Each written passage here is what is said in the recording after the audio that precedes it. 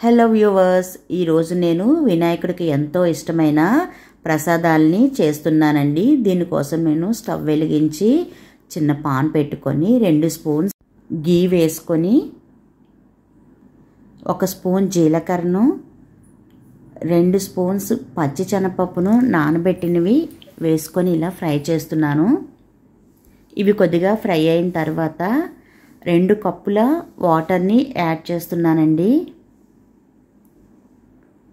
Next ఇందులో రుచికి సరిపడా సాల్ట్ను కూడా వేసుకొని ఒకసారి ఈ సాల్ట్ అంతా కూడా కరిగేటట్లు కలుపుకుంటున్నాను. ఇది ఎసల్లాగా పొంగు వచ్చిన తర్వాత 1 కప్పు సన్నని బియ్యపు నూకను ఉండకట్టకుండా ఇలా వేసుకొని కలుపుకోవాలి. ఈ రవ్వ మిశ్రమం అంతా కూడా గట్టిపడిపోయింది కదా, దీనిని ఒక ప్లేట్లోకి తీసుకొని చల్లార్చాలి.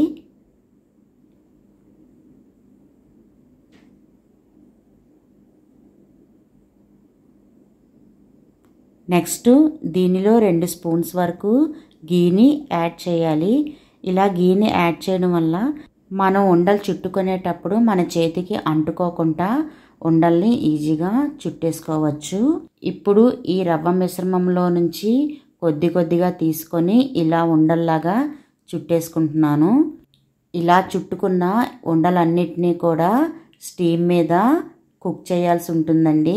దీనికోసం నేను ఒక గిన్నె తీసుకొని గిన్నెలోని 1 గ్లాసు వాటర్ వేసుకొని దీనిపైన ఇలా చిల్లుల్లాగా ఉన్న వేరే గిన్నెను పెట్టుకొని ఆ గిన్నెలో మనం చుట్టుకున్న ఈ రవ్వ ఉండలన్నిటినీ కూడా వేసుకొని మూత పెట్టేసి ఒక 5 మినిట్స్ వరకు కుక్ చేసుకుంటే సరిపోతుంది.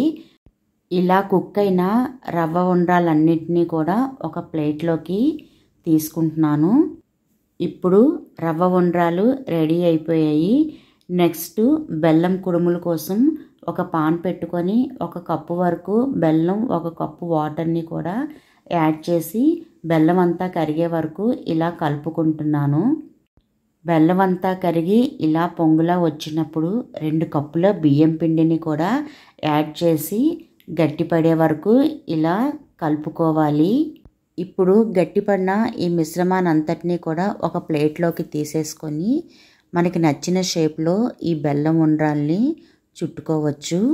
నేనైతే కొన్నిటిని రౌండ్గా, కొన్నిటిని ఇలా చేతితో నొక్కుతూ, కొన్నిటిని మోదక్ షేప్లో చేస్తున్నానండి.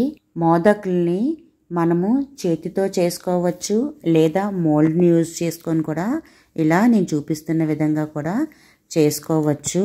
ఈ కుడుములను ప్రిపేర్ చేసుకోవడానికి నేను తడి బియ్య పిండిని యూజ్ చేశానండి. అంటే ఒక 2 అవర్స్ బియ్యం నానబెట్టుకొని దానిని తడి లేకుండా ఆరబెట్టుకొని మిక్సీ పట్టించుకున్నానండి. మిక్సీ పట్టించగా వచ్చిన వరిపిండితోని ఈ ఉండ్రాలను ప్రిపేర్ చేశానండి. తడిపిండితో అయితే ఉండ్రాలు చాలా బాగుంటాయండి.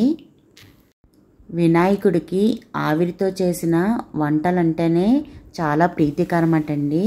అందుకనే ఆవిరి మీద ఉడికించినవే వినాయక చవితి రోజున మనం నైవేద్యంగా సమర్పిస్తామండి.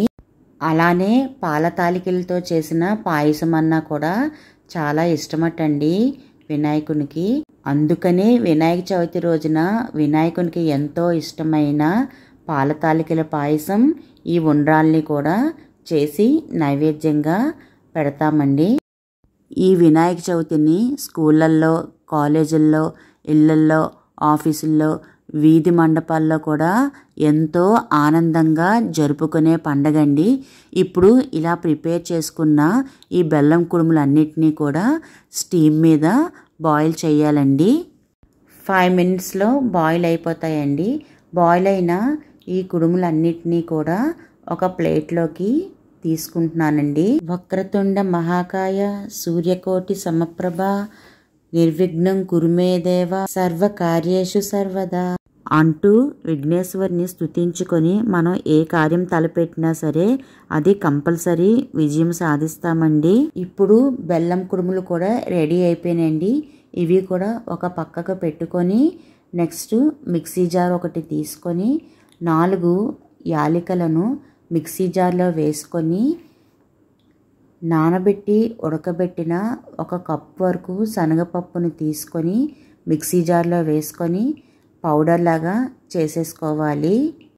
నెక్స్ట్ స్టవ్ వెలిగించి ఒక పాన్ పెట్టుకొని 2 స్పూన్స్ వరకు గీని యాడ్ చేసి మిక్సీ పట్టిన శనగపప్పు మిశ్రమాన్ని ఇందులో యాడ్ చేసి 1/2 కప్ వరకు బెల్లం తురుమును కూడా వేసుకోవాలి.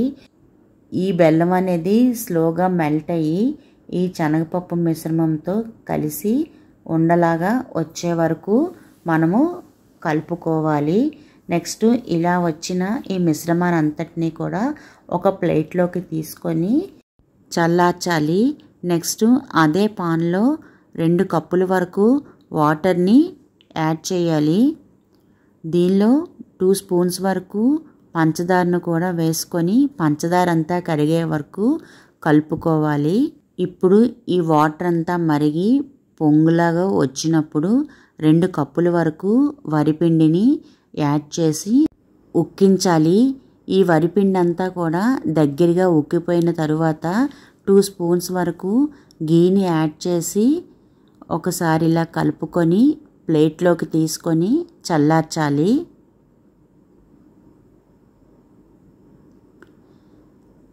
నెక్స్ట్ ముందుగా ప్రిపేర్ చేసి పెట్టుకున్న శనగపప్పు బెల్లం మిశ్రమాన్ని ఇలా కలుపుకొని చిన్న చిన్న ఉండలుగా చేసుకొని పక్కన పెట్టుకోవాలి.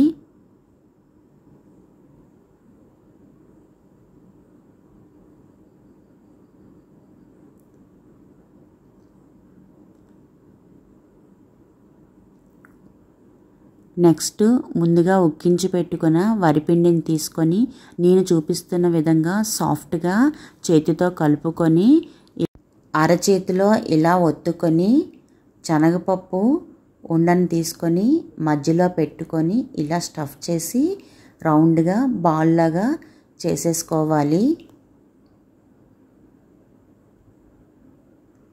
పగుళ్ళు లేకుండా వాటర్తో తడి చేస్తూ కూడా ఉండని చుట్టుకోవచ్చు.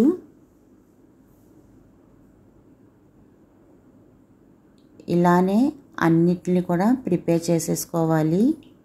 నేను కొన్నిటిని ఉండ్రాల్లాగా, కొన్నిటిని మోదకుల్లాగా, కొన్నిటిని జిల్లేడికాయల షేపుల్లో చేస్తున్నాను. లోపల స్టఫింగ్ శనగపప్పు బెల్లంతోనే కాకుండా కొబ్బరి బెల్లంతో చేసిన ఉండలను కూడా స్టఫ్ చేసి మనం చేసుకోవచ్చు.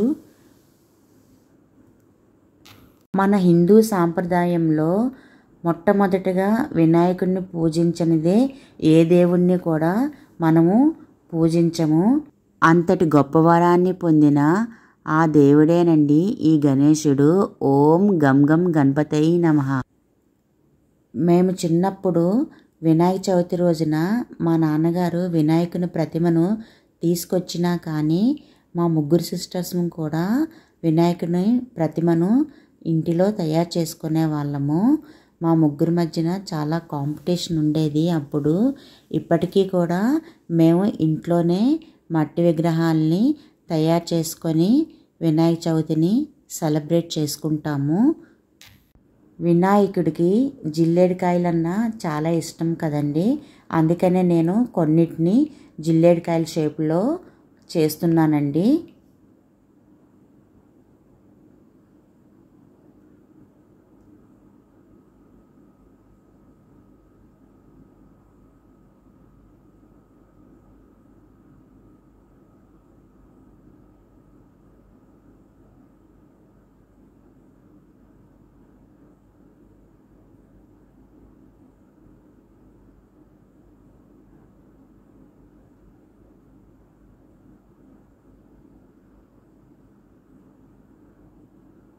ఇప్పుడు ఇలా ప్రిపేర్ చేసి పెట్టుకున్న స్టఫ్డ్ ఉండాలన్నిటినీ కూడా స్టీమ్ మీద కుక్ చేస్తున్నానండి.